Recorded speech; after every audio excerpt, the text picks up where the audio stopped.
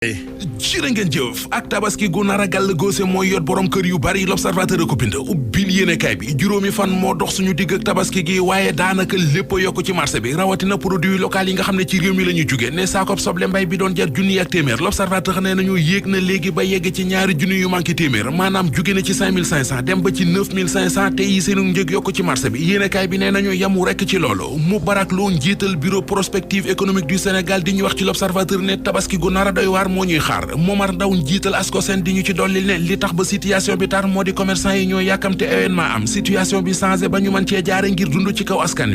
wi bu ñu lijjantee ndugg yeeg yu sew yi bu nuppi la sirekaay nee nañu dese na leen nag jur jàng ji mu di gàtt bi ñu war a tër ngir tabaskee ko ne borom kër yu bari jamono ji xarum tabaski mu tëj seen bopp gaañaa ngi wër dara yi ci dëkk bi waaye ci fanweeri point de vente ak juróom yi am ci Ndakaaru fu ñu ci dem même situation ba lañ fay fekk mu di xar mu seer xar ya fa am na la ko yàlla nëbb te xar moo ci laal ñu ne la fanweeri junni jëm kaw ci kaw loolu ñu wax ci ki ñuy laaj ndax dana tabaskee këram am déet mu di député Cheikh Abdou Bara Dolly ma ñu téye ca kaso ba di ko toppee tuumay sos ak tuumay tooñ njiitu réew mi journal Les Échos mi ngi ñuy xibaar ne ginnaaw suba ci alxames ji war naa jàkkaarloo ak doyen des juges ngir mu auditionné ko déglu ko ci dossier bi nu mu gën a yaatoo bu ca jugee nag bu ko neexee mën naa ñaan bàyyib négandiku mu di liberté provisoire libération di laaj ndax moom Cheikh Abdou Bara Dolly ay mbiram duñu mujj ci liberté provisoire ministre des finances di Abdoulaye Daouda Diallo ci Direct News Diallo rek jéego yu baax yu journal bi gis ne def na ko ci économie bu Sénégal moom la xëy di ñu leeralal nee nañu koom-koomu réew mi donte mbas mi fi jaar lottal na ko ni mu lottali économie yu bari ci àdduna bi terewul économie bu Sénégal mi ngi ci yoon wu dal am xel réewum Sénégal fexe na ba tàggoo ak taux de croissance bu yées 2% mi ngi léegi ci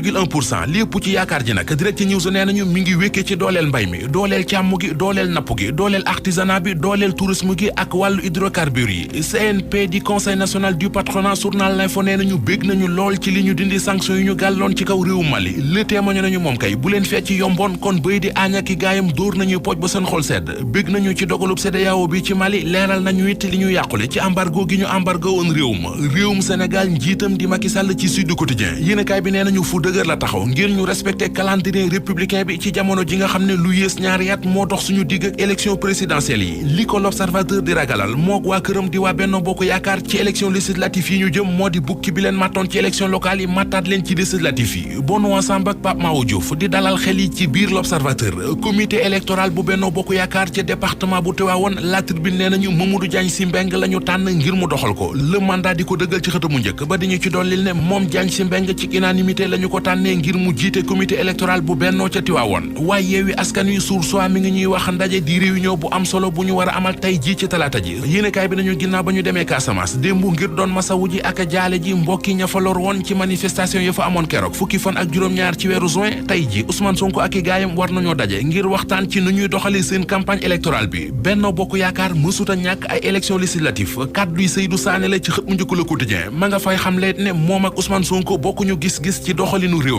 mi Quotidien mi ngi ñuy xamal ne njublang bi doon wër di wax naan doom la ci Sidi Ahmed Sy di wër di tiriande nit ñi moom waajoojee jàpp nañu ko ci Ndakaaru njublang beneen bu ñu jàpp Libération nee nañu moo di bi ne woon ci Facebook bi tudde woon boppam madame Dior ndekete góor la Idrissa Sarr la tudd yéenekaay bi nee nañu xale yu jigéen yi la doon singile jaare ci Facebook bi di leen dig liggéey ku mu ci jekku dana fexe ba yegg ci sa kaw filmer la bu paree jël vidéo yi di la ci santage di la ci laaj xaalis Libé nee nañu waa division spéciale cybersécurité ñoo ko daaneel